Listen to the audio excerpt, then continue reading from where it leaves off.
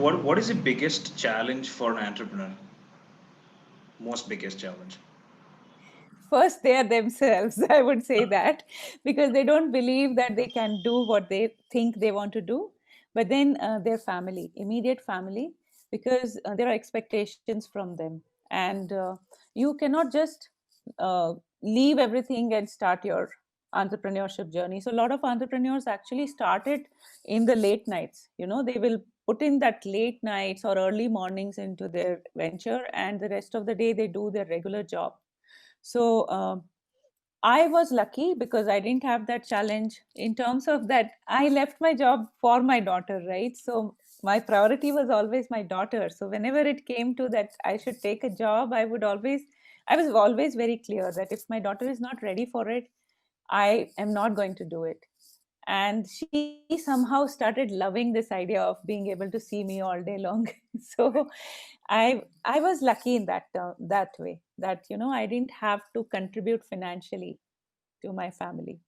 But then that's the biggest challenge, that your financial viability goes down when you are in your journey as an entrepreneur. It's very smart decision to become an entrepreneur young, because at that time you don't have responsibilities. But trust me, it is even smarter to become an entrepreneur later in your journey, because then you have built a network. Right? Both So has your its own, chances of yeah, pros and cons. the chances of succeeding is very high.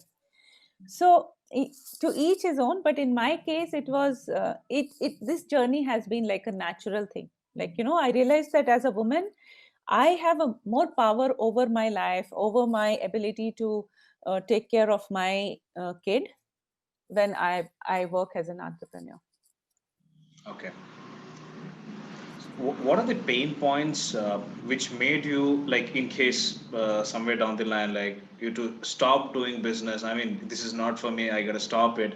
And then again, something changed, some aha moment or some experience which bounced back, and then again you're back on track.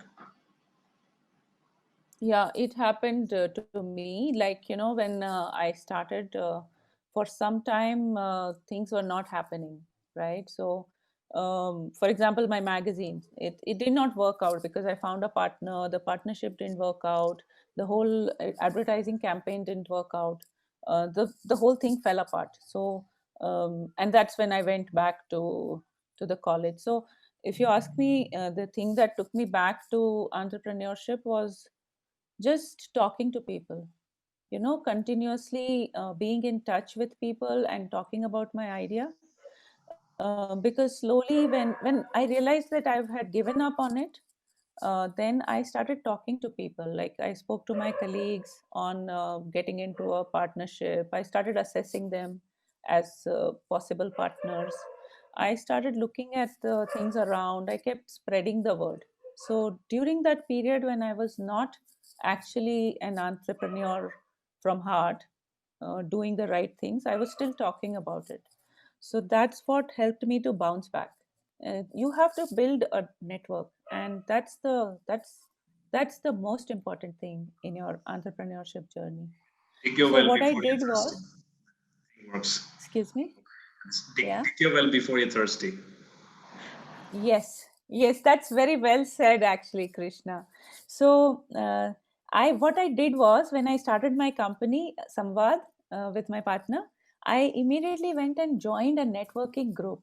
So there's an internationally acclaimed networking group called BNI. I joined it because I didn't know what it takes to be an entrepreneur, but the people there knew what entrepreneurship is, and I wanted to learn from there, from the horse's mouth. So I just threw myself in that. It was not very easy for me, because I was thinking in thousands, they would talk in lakhs and crores. So, that brought me to a different level altogether, having that. The So I'm power still of part of it. association. Yes, yes, I was. Yes, power of, yeah, yeah, power of association. Because they say that, if you want to be something, then go make friends with people who are successful in that area, who are better than you. So I really started following that. That's great. Okay. Um, What's the biggest trend you want current business owners or existing business owners, or might be somebody who is starting new, you want them to position themselves? So these days, actually, online has become a big thing, right? So anything which has to do with online connect, it's going to go a long way, because how I see it is that people have become very comfortable with this Zoom, or rather online sessions, and it's going to stay. Like, I actually teach. I've taught two batches of students, uh, examined them and passed them out on Zoom. And I am so comfortable now. I actually design poll questions before the class. I make it more fun. I can share things on the screen. So it's more fun now, actually, for me and my students. There's a lot more that I'm able to do online. First is So almost I, done, isn't it? yes, yeah. So I feel that uh, anything to do with online. So you can have online classes, or online consulting, you know and the more you do it, the more specialized it becomes. We also will have the benefit of the advanced programming and the advanced technology in future, not right now. But then what I see is that everything is going to be online, because they say that whatever is repetitive is going to be taken over by robots or artificial intelligence, right? So I think the human intelligence will apply from a more value add perspective. So don't do something run of the mill.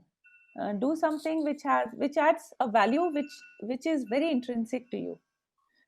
Do something which comes from the heart, and don't worry about whether people don't believe your idea, because ideas are never believed in the first instance. They are always believed after 10 years of trying.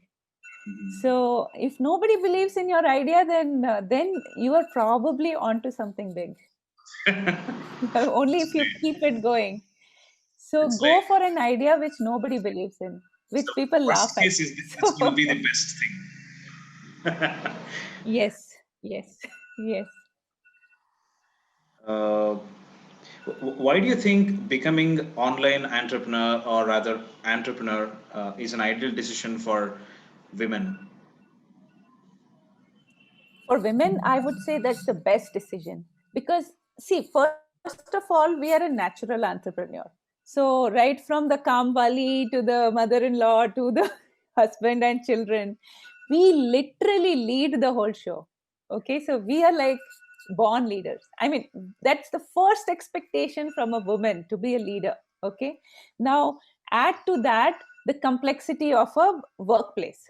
Now workplace is just not suited for our kind of nature, because we like to lead, we like to be heard. And we will do anything to make sure that the way we have envisioned our family's goals, it is achieved. So we try to envision the same thing in our workplace. And when we have so much ability to create, see, we are nurturers and we are life givers.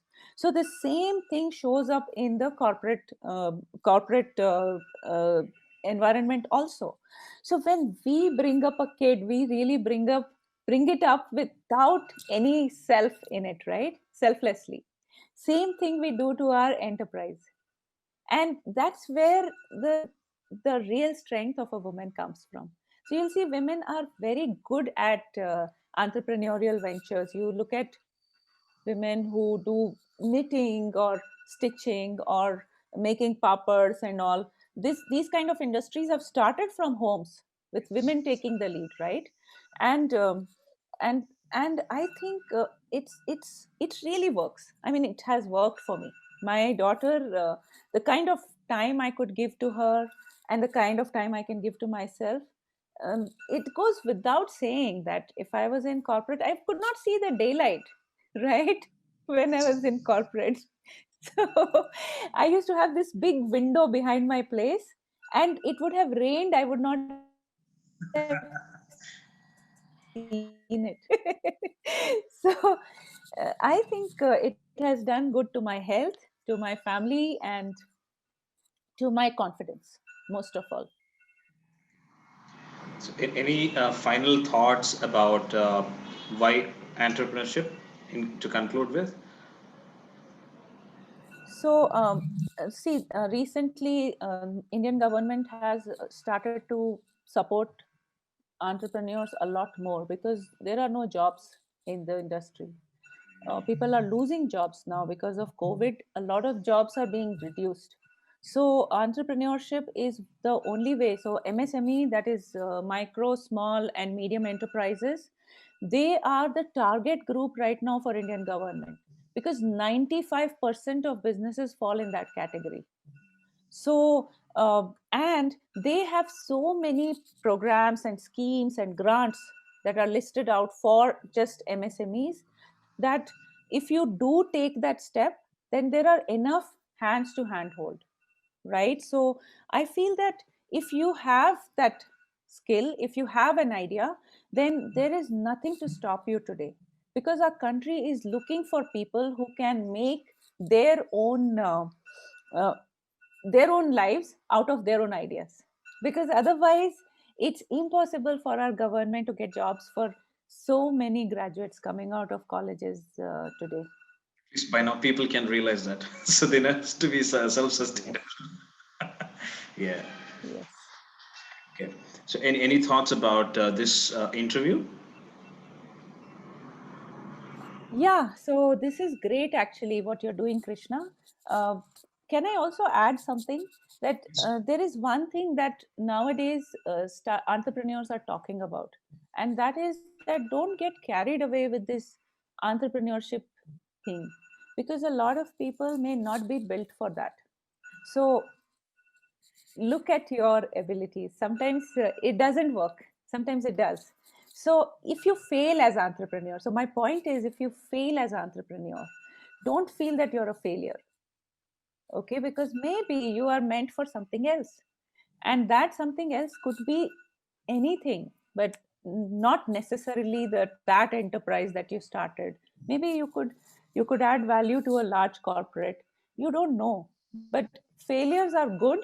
Go for it. Fail in as many ventures as possible, but remember that failures are good, not bad. So that's very, very important. Part of the game. Yeah. Yes. Thank you so much for being here. Thank you. Thanks. Thanks, Krishna, for this opportunity.